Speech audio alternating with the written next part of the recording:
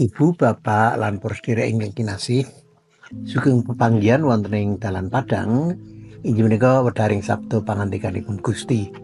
Edisi dinten Senen 26 Mei taun 2025. Salam wonten ing patunggilanipun Gusti Yesus lan mugi rahmatipun Allah Sang Rama lan Gusti Yesus wonten ing panjenengan sami. Sadèrèngipun kita nampi wedharing Sabtu pangandika ing dalu menika, sumangga sami sembahyang langkung rumiyin.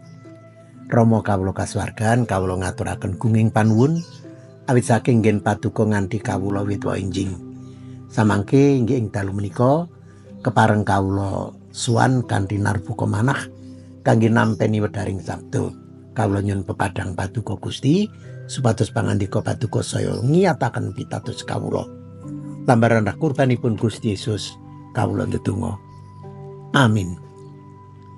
Ibu, bapak lan para sedherek, dalan Padang wonten ing Senen dalu menika kanthi jejer panguwasanipun Allah mila linangkung. Panguwasane Allah iku luwih linangkung. Sinebat wonten ing kitab Jabur bab 93 ayat 3 lan sekawan mekaten. Jabur Mazmur 93 ayat 3 lan sekawan. Duh Yehuwa, lepen-lepen sami kumrasa lan sami ngulukaken swaranipun, so sami ngulukaken jumleguripun. Pangeran Yehuwa ngibati-bati banget ana ngaluhur, ngungkuli kumrasaing banyu agung, ngluwihi jumleguring alun ing segara. Sinten kemawon ingkang nekseni alam jembar titahipun Allah, wontenipun pareten, wontenipun ngare, wontenipun alas gung liwang-liwung, wontenipun segara jembar, lepen ugi ingkang ilinipun banter, srengenge, rembulan lan lintang-lintang mesti sami kairaman. Allah ugi mranata lan ngereh kanthi tata tertib harmonis. Mekaten endahing jagat titahipun Gusti Allah. Pancen Allah Maha Kuwasa. Juru Mazmur nggenipun nyipati sedaya wau kebak ing kairaman. Nang ngadepi sedayanipun wau ngantos gumun sumlengeren. Lajeng sagnyatanipun yen ngraosaken awrating momotan gesang menika sagedipun namung sesambat. Yen katandhingaken kelayan panguwasanipun Allah lan agunging sedaya titahipun Allah, wontenipun manungsa menika namung kados tanpa aji, boten gadah daya. Allah panguwasanipun kaibarataken iku ngungkuli kumrasae banyu agung, ngungkuli jumlegure alun ing segara. Inggih, ngungkuli daya kekiyataning alam jembar menika. Manungsa sagedipun menapa? Juru Mazmur gegambar bilih Allah boten wonten tandinganipun. Sinten kemawon boten badhe nandingi Gusti Allah. Pramila juru Mazmur wonten ing ayat kepisan mratelaken Pangeran Yehuwa iku jumeneng raja abusana kamulyan. Pangeran Yehuwa busana lan apaning kasantosan. Sanyata bumi wis jejeg ora gunjang kanjing.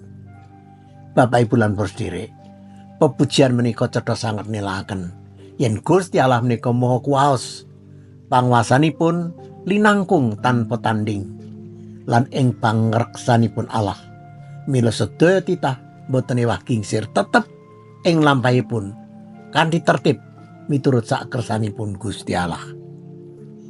Bapak Ibu lan para sedherek, kitab Jabur menika ngajak kita sami para pitados samiya nulodo juru Mazmur.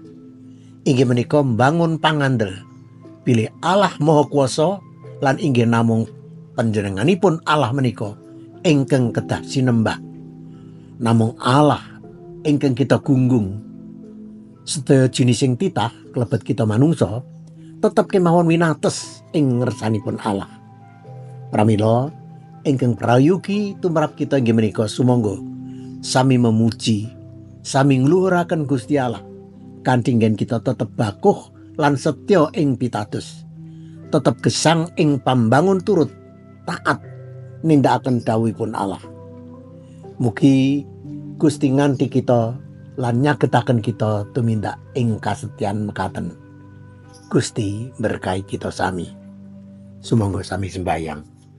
Matur nuwun Gusti, awit ing dalu menika Paduka sampun paring pangandika menelaken bab pangwasa Paduka ingkang linangkung, ingkang gumunaken, ingkang temen-temen dadosaken kawula sami bingah awit sedaya sampun Paduka cawisaken kangge kawula sami. Nyuwun mugi Paduka ngiyataken kawula ingkang ringkih menika Gusti, nganti kawula ing salampah kawula. Berkawana kawula ing dinten menika kanthi cekap rejeki. Berkawana ugi nalika mangki wanci dalu kawula badhe mapan tilem nyuwun pangkrengkuh pangreksa Paduka. Kapengena ing wancinjing kanthi kepaing kapingan lan nyadong berkah anyar saking Paduka. Anak-anak kawula, semah kawula, tiyang sepuh kawula ugi Paduka reksa Gusti. Berkawana ingkang sakit murih waluyanipun, ingkang ringkih Paduka kiyataken. Nyuwun panganti Paduka Rama ing asmanipun Gusti Yesus kawula ndedonga. Amin.